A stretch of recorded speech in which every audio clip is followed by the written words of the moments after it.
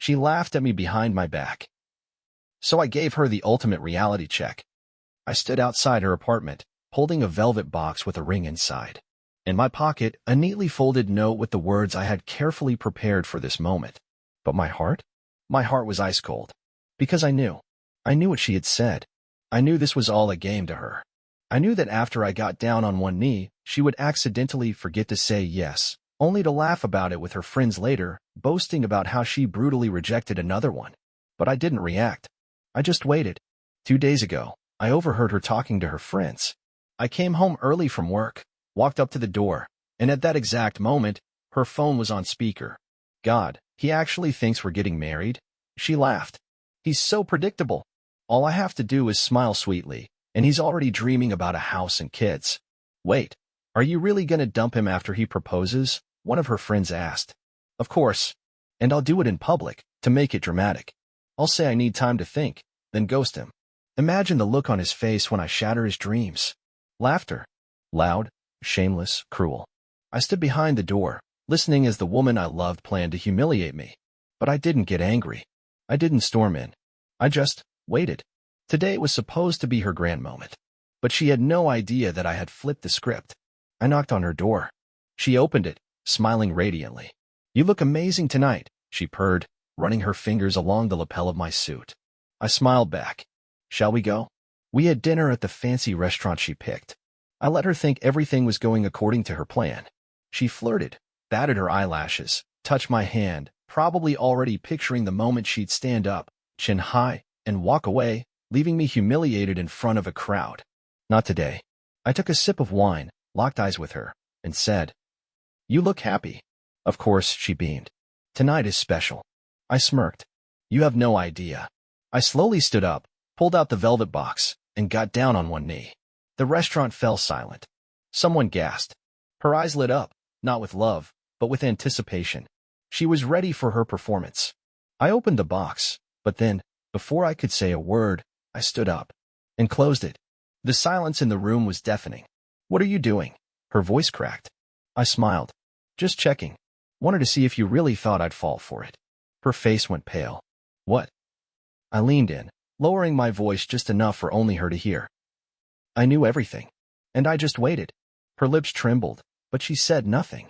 I wiped the corner of my mouth with a napkin, placed the box back into my pocket, and pulled out a folded note. This is what I was going to say. I unfolded the paper and, looking straight into her eyes, read aloud. You are the most important part of my life, but thankfully, I realized just in time that you were nothing more than an empty shell wrapped in a pretty package. I crumpled the note and dropped it onto the table. This belongs to you. Then, without another word, I turned and walked toward the exit. Behind me, I heard a strangled gasp. Wait. But I didn't stop. Not this time.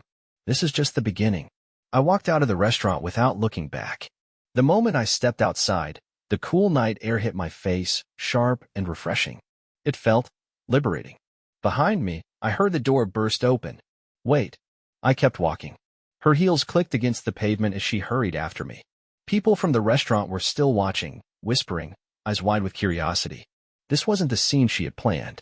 She was supposed to be the one walking away. She was supposed to leave me in shock.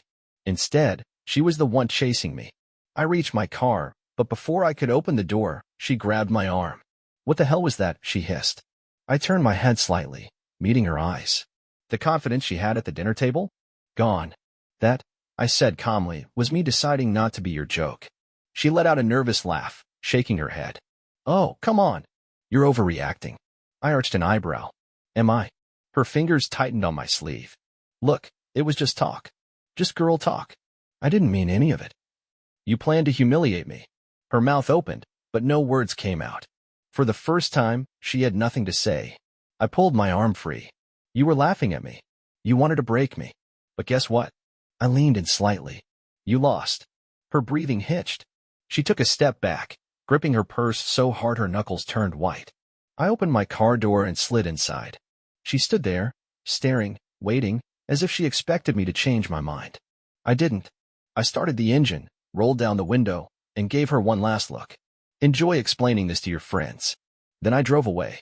I didn't check my phone for hours. Didn't care if she texted. Didn't care if she called. For the first time in a long time, I felt free. And yet, something told me this wasn't over. She wasn't the type to accept defeat. Woke up to 17 missed calls and 32 messages, all from her. I stared at my phone, debating whether I should even open them. But curiosity won. 1:12 a.m. Can we talk? 1:34 a.m. Please, just answer me. 2:09 a.m. I messed up, okay? But you can't just walk away like that. 2:45 a.m. You made me look like an idiot. Do you have any idea how that felt? That one made me laugh. Oh, you mean like how I was supposed to feel? The next few messages were all over the place. Some apologetic, some defensive, some outright angry. 3:12 a.m. I never really meant to hurt you. You know that. 3:30 a.m. But let's be real, you're acting super dramatic about this.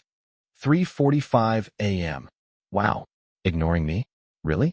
You're not even mature enough to talk this out. 4:01 a.m. Fine. Be petty. Just remember, I'm the best thing that ever happened to you. That was the last message. I tossed my phone aside and stretched, feeling lighter than I had in months. She was unraveling. She thought she was in control, until last night. Her entire plan had fallen apart, and now she was scrambling, trying to rewrite the script. I didn't respond. I wasn't going to, but I should have known she wouldn't let it go that easily. Because the next thing I knew, my doorbell was ringing. And ringing. And ringing. I sighed, rubbing my temples. Here we go. When I finally opened the door, there she was, standing in my doorway, arms crossed, eyes burning. We need to talk. I leaned against the doorframe. No, you need to talk. I don't. Her jaw clenched. You're seriously just going to ghost me? After everything? I smirked. You mean after you planned to publicly humiliate me? Yeah, I am. She let out a sharp breath, shaking her head. Okay. I was stupid. I was mean, but come on. You can't just throw everything away over one mistake. I tilted my head.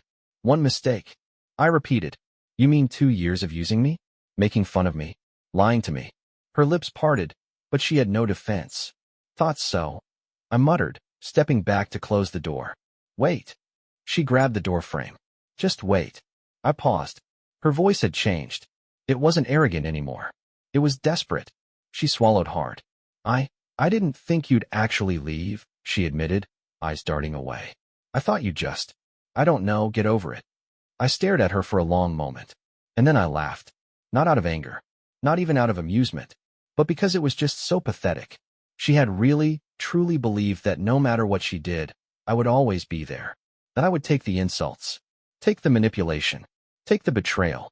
And now, standing in my doorway, she was realizing the truth. I was already gone. I shook my head. You thought wrong. Then, without another word, I shut the door in her face.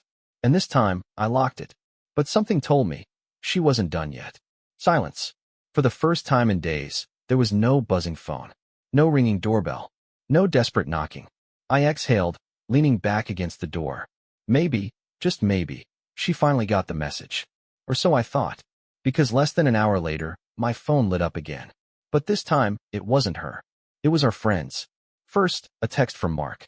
Dude. What happened? She's telling everyone you went psycho last night. Then from Lisa. So, she's saying you embarrassed her on purpose? What's the real story? And then the cherry on top. Eric. Bro, did you really fake a proposal just to get back at her? That's cold. I nearly dropped my phone laughing. Oh, she's panicking now. She couldn't handle the fact that she lost. So now? She was rewriting history. According to her version of events, I was the villain. I had planned everything just to humiliate her. She had never meant to hurt me. I was just overly sensitive and twisting her words. Classic. I could have texted back, defended myself, set the record straight. But instead, I did something better. I sent one message to all of them. Ask her if she wants me to send the recording. And then I waited. It didn't take long. Less than 5 minutes later, another text popped up. Wait. What recording? I smirked. The one where she tells her friends she's going to publicly humiliate me after I propose. The one where she laughs about it. Silence. Then, holy sh*t. Are you serious? Dead serious. More silence. Then a single reply from Eric. Send it. So I did. I attached the file, the one I had saved from my home security app. Because here's the thing. When I overheard her on that call 2 days ago, I didn't just listen. I recorded it.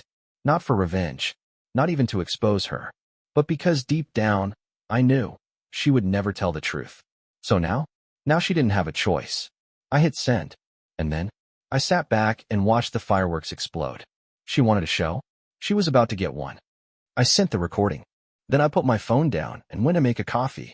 Because at this point, I wasn't worried. I already knew exactly what was coming next. And sure enough, by the time I came back, my phone had exploded. What the hell? Bro, she's finished.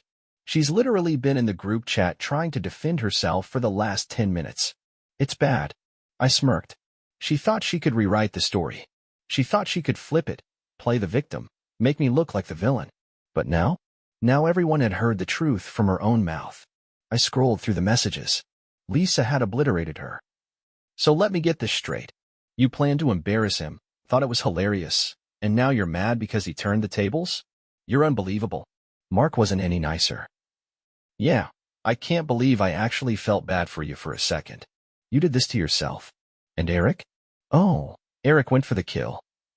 LMAO, this is the best thing I've ever seen. You got played at your own game. Take the L and move on. But the best part? She was still trying to fight it. Her messages were frantic, defensive, desperate. You guys don't understand. He took it out of context. I wasn't serious. It was just a joke. Are you all really turning against me over this? One by one, people started leaving the group chat. She was alone. For the first time ever, no one was on her side. And that must have driven her insane. Because within minutes, she was at my door again. She wasn't just losing. She was unraveling. The doorbell rang. Once. Twice. Then bang, bang, bang. I sighed, setting my phone down. I already knew who it was. I took my time walking to the door. Let her stew in her own frustration for a little longer. Finally, I swung it open. And there she was. Disheveled. Eyes wild. Breathing heavy like she had run here. You ruined me. She spat. I leaned against the doorframe, arms crossed. No, I said calmly. You ruined yourself. Her hands clenched into fists. You had no right to send that recording. That was private. I arched an eyebrow. Oh, you mean the recording where you brag about how you're going to publicly humiliate me? The one where you laugh about how much it'll hurt me. I tilted my head. Yeah, that's not private anymore. She let out a sharp, shaky breath. Everyone turned on me because of you. No, I corrected. Everyone turned on you because they finally saw who you really are. Her jaw clenched. Do you even realize what you've done? She hissed. Lisa blocked me. Eric posted the recording in another group chat. People at work are talking about it. My boss asked me if I'd need time off for personal reasons. I smirked. Sounds like a you problem. This isn't funny. She shrieked. But the truth? It was. For years, she had played games. Manipulated people. Controlled the narrative. But now she was spiraling. Look, I sighed, stepping forward. You're freaking out because, for the first time, you don't get to control how people see you. You can't twist this. You can't gaslight your way out of it. I shrugged. And you hate that.